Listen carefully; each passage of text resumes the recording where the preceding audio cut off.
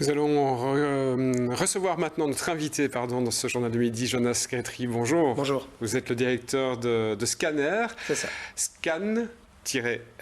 De quoi s'agit-il tout d'abord avant de parler de votre dernière production en date? Donc Scanner, c'est un groupement jeunesse qui est un média d'expression citoyen pour les jeunes de 12 à 30 ans, partout en Fédération en ligne Bruxelles, essentiellement en proposant des ateliers d'écriture qui permettent aux jeunes de se positionner d'un point de vue public et politique sur des thématiques qui nous concernent tous.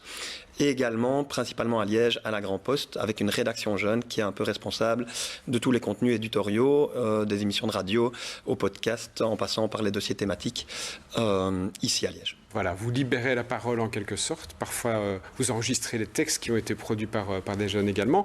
Ici, il n'y a pas d'enregistrement, mais c'est bien un livre que l'on va présenter. Le voici, Bouche émissaire, jeunesse ardente. De quoi s'agit-il? Ce sont des témoignages, c'est ça? Voilà, c'est un ensemble de textes. Donc c'est une production essentiellement jeune. Tout a été fait par les jeunes, l'intérieur du livre avec les textes bien entendu, mais également les illustrations avec Belinda qui fait partie de notre rédaction jeune et qui est vraiment très douée. Et donc en parcourant le livre, vous pourrez lire plusieurs textes qui ont été écrits en 2022 par des jeunes sur différentes thématiques qu'ils ont choisies eux-mêmes, à savoir la migration, l'écologie, le genre et la scolarité. On vient de voir effectivement la vidéo que vous avez produite également sur votre site internet. On peut dire qu'il y a un site internet, tout d'abord scanner.be, tout simplement. On peut aller chercher des informations, que l'on soit jeune ou que l'on soit moins jeune, parents notamment. Quel est l'objectif de ce livre et de ce recueil de témoignages ? Et donc l'objectif de Scanner et l'objectif de ce livre, c'est principalement de donner un maximum de visibilité aux témoignages des jeunes.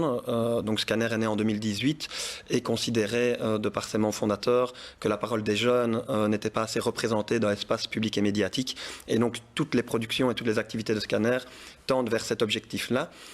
Tendent vers l'objectif de donner une visibilité aux jeunes qui ont envie de prendre la parole, qui ont envie de se positionner sur des thématiques qui les concernent. Voilà, les paradoxes parfois de la jeunesse, c'est aussi ceci. Par exemple, il y a à peu près 3 ans, je me suis retrouvé devant mon incohérence lorsque je me suis rendu compte que j'étais animé par des valeurs écologiques et des tendances consuméristes.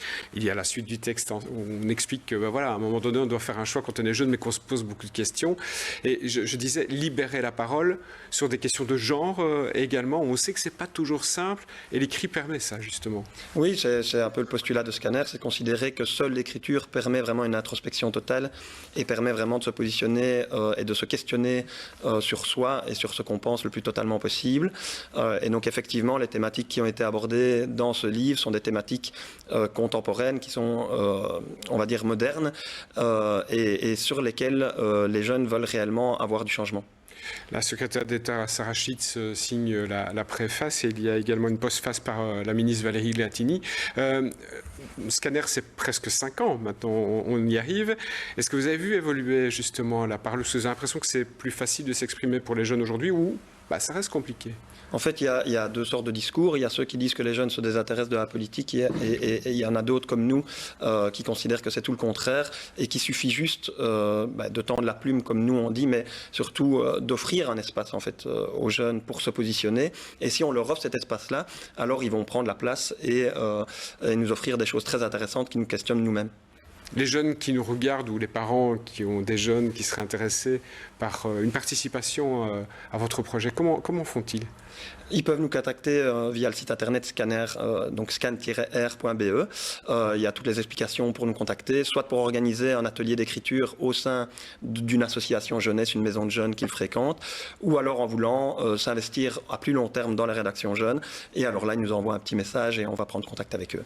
Et puis la dernière question, c'est où peut-on se procurer évidemment votre livre qui est disponible, j'imagine, sur le site internet, peut-être ailleurs. Donc en ligne de 2 manières possibles, via notre site internet où il y a les instructions qui sont données, soit aussi sur le site des éditions namuroises qui est la maison d'édition qui publie le texte, et alors sinon dans toutes les librairies liégeoises de la ville. De qualité, comme on dit dans ces cas-là. Voilà, Scanner, bouche émissaire, jeunesse ardente, des témoignages de jeunes qui vont peut-être en inspirer d'autres. Merci en tout cas, Jonas Gretry, d'être venu et puis pour le travail que vous faites de donner la parole aux jeunes, c'est important. Merci à vous. On va rester dans l'expression mais culturelle.